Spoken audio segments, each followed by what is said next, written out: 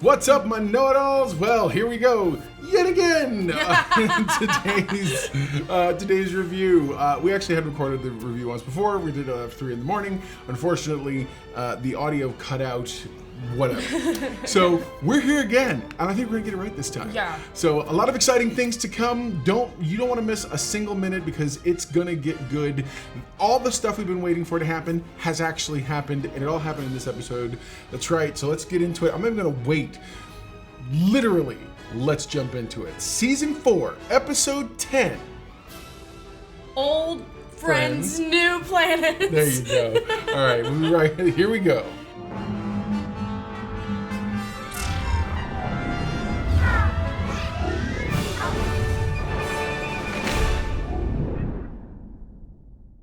Now, before we actually get started, I want to make sure everybody does me a big favor. Not only like the video and subscribe to the channel, that's all the normal stuff, but I want to give a quick shout out to System 47. System 47, who recently joined the Know-It-All Nation and subscribed, they're the ones who provide all these really great screens you see.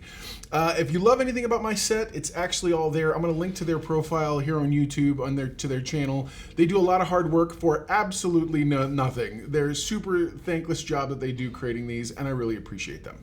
Moving on. So the episode literally jumps in where we left off, which is Mariner face to face with Nick Locarno, and literally he's sitting here saying, "Oh yeah, no, we can do this whole thing," and he's trying to make her think that she was always a part of their little clique. And then what do we see? A flashback. And we got to see the animated Ceto? Yep. Yes, I got the name right. You see an animated Ceto, Will Wheaton, Locarno. Yeah. And then there's someone else, I don't know his name, but fine. You see all of them. Yep. And then, he was like, yeah, we're going to do this mission. It's going to make us memorable. And Yeah, you're remembered as someone who crashed and got someone killed. Yeah.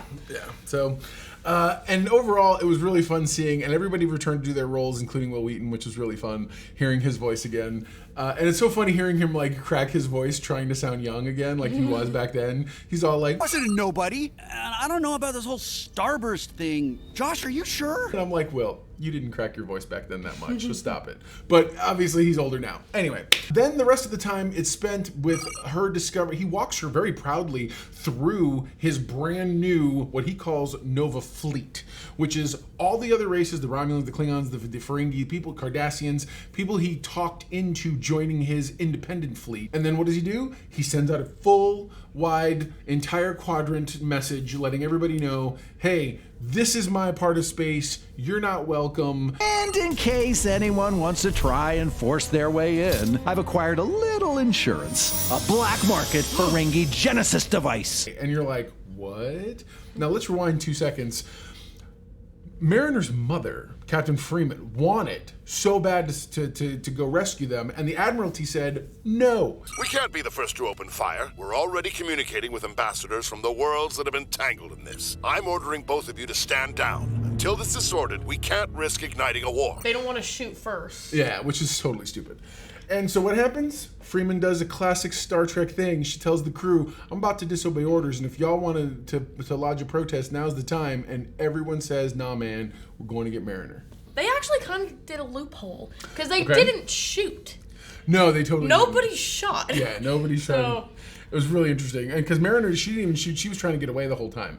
So she's just trying to escape. Oh, by the way. They're on this little video chat thing. Yeah. And he was like, yeah, I have a Starfleet officer here who can tell you all about it. And she goes, this guy is insane. This guy sucks. Don't listen to anything he's saying. And then she runs off with the bomb. Yeah, it's great. And as she's running, and he's like, everyone go get her, this and that. They're chasing her, because she can't get out of the shield. The shield works both ways. And so they're chasing her, and they enter this one, nebula, frozen ice chunk planet, whatever. And as they're going around, I think one ship blows up, but that's on them. And their fault. Totally their fault. And she manages to escape the Ferengi by kind of talking them through, and not conning them, but talking them into the rules of acquisition and all the other stuff. A lot of callbacks in this episode to this season. So at that point, they've got to escape, and what does she do? She ducks into a nebula. And it's one of these, they clearly are borrowing from Wrath of Khan, this whole scene and the whole scenario, Star Trek 2 rather. And which is so funny because the poster and promotional stuff made it seem like it was supposed to be like Star Trek 4, but I don't know how that makes sense. And so as they're going through this nebula thing, they can't detect one another sensor-wise. She's trying to talk Nick down, and he's just not going to budge. So he manages to transport over to her ship, and they're sitting here literally. He's about to shoot her. She's like, "But you've never shot. You're not gonna this and that." And he's like, "That's what you think." And just as he shoots her, Freeman teleports him out. Now, where'd Freeman come from? Real. Let's rewind back. So Freeman, having asked permission of the crew to go ahead and break the rules, she needs help. They're going to have to get through that shield somehow. So what happens?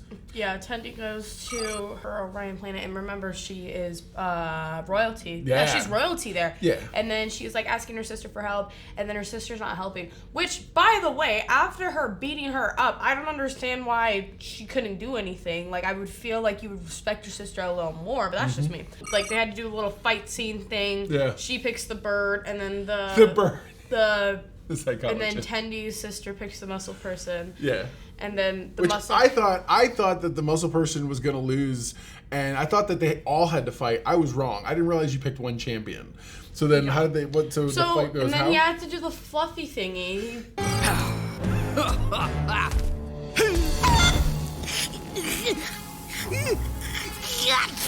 Bless you, dear. Wait, what's happening? And then she gets like allergies. In my opinion, he did technically win, but He she totally fell did. forward. I know. So it's just like it was like I don't know. I feel like that was really poorly. It That was was poorly cheap. written and It was cheap for sure. I did not like that part because it was just like I mean it's clear she's the one who passed out. Yeah. But that's just me. But anyways, they get the ship. Didn't work. But then. Oh yeah, the battleship. Yeah, they get the battleship. It doesn't work. So Yeah. then Rutherford and the engineering guy the other engineering guy from previous. Again, the whole episode's a bunch of callbacks to Callbacks to this season. Yeah. And so they come up with a plan how to. The callback show had a callback to its own It totally season. did. No, legit. They had a callback to the Colonel Sanders. What I do declare. That's right, Mark Twain, Colonel Sanders. I love you. He looks like Colonel Sanders. Yeah, the only way that Boimler could get them to talk and negotiate, these two engineer guys, is through that callback to that Mark Twain episode. So they all have to talk in that goofy way of talking. And you are a heaping helping of country fried intellect, my genteel friend. I do declare, we've settled upon a compromise. So what did they come up with? They end up using the Orion battleship as a battering ram. And the thing literally slams into the shield, destroying a small section of it, giving Captain Freeman a chance in the captain's yacht to shoot right through it and get in. Now, what's awesome, and I keep wanting to call back to the review that you haven't seen. You actually brought it up before in the previous version of this thing, which is that we get to see the lower deckers acting like command crew, and you get to see Boimler being the acting captain. I was pretty impressed by that whole thing. It was awesome. And so what happens is she ends up making it out. That's when, obviously, Mariner was going to get shot, and they transport her out. She had started the bomb by that point, Yeah. and then the guy is like, To deactivate detonation, please insert 2 bars of platinum. They put a paywall on a bomb? you have to pay Ferengi money to disarm it. So it blew up. Paywall. So it blew up, and it created a new planet. Yeah. And they named it after Locarno. Yeah, man. So now we have Planet Locarno, which I'm of the mind he's gonna come back insane. I believe that. Oh, and in the very, very beginning, just another confirmation, they did absolutely do the callback saying, Rutherford's like, he looks just like he looks like Tom Paris, and he's like, I don't see it. And there's this whole thing because obviously the same actor played both characters. But I thought that was pretty awesome. Finally, they did that callback to that. And then the final end of everything is Tendi has to leave. And T'Lyn decides to stay. And somebody on the Discord, I said the exact same thing. You totally But me did. and the Discord dude had the exact same thought. Are they trying to replace Did Tendi with what's her Totally. face? T'Lyn? Spock girl? Yeah, Spock Are they trying to girl. replace her? Okay, cool, I guess. But No, but they have to bring her back. They have to bring Tendi. well, Unless they there's need something. they need a blue. They need a I blue need a blue shirt. shirt. Person. I love that, totally. I'm just saying. No, for real. They need a blue shirt person. Anyway, so yeah, comment below. Let us know what you thought of the episode. I know we had a really fun time watching it, and I think that as the season finale ends, it wasn't a bad one. I do know we both agree on the episode, and the episode itself, we're both going to give it an 8.0 out of 10. Yeah. So now, what about the entire series itself, the season itself? Do you remember what? Yeah, I said an 8.5 for the episode, and I said 8 for the entire season. Oh yeah. Yeah. Okay. Well, there you go. Now you know. You know it all yourself. No, right on. Mine was an 8.0 for the series, for the season rather, and it was. You and I agreed on the season, and we didn't agree on the episode. That's right. You're absolutely right. Yeah. So, anyways, comment below. Let us know your thoughts on the whole thing. What did you think? Did you think it was a satisfying ending? I thought the season was middling, but ended strong, if that makes sense. So, would love to hear your thoughts. I know we've had a great time talking this season, and I can't wait to see you guys next season. I personally feel like the way it ended, it was just like, it was slowly like this, and it went up for a little bit, and then went like there. So, like.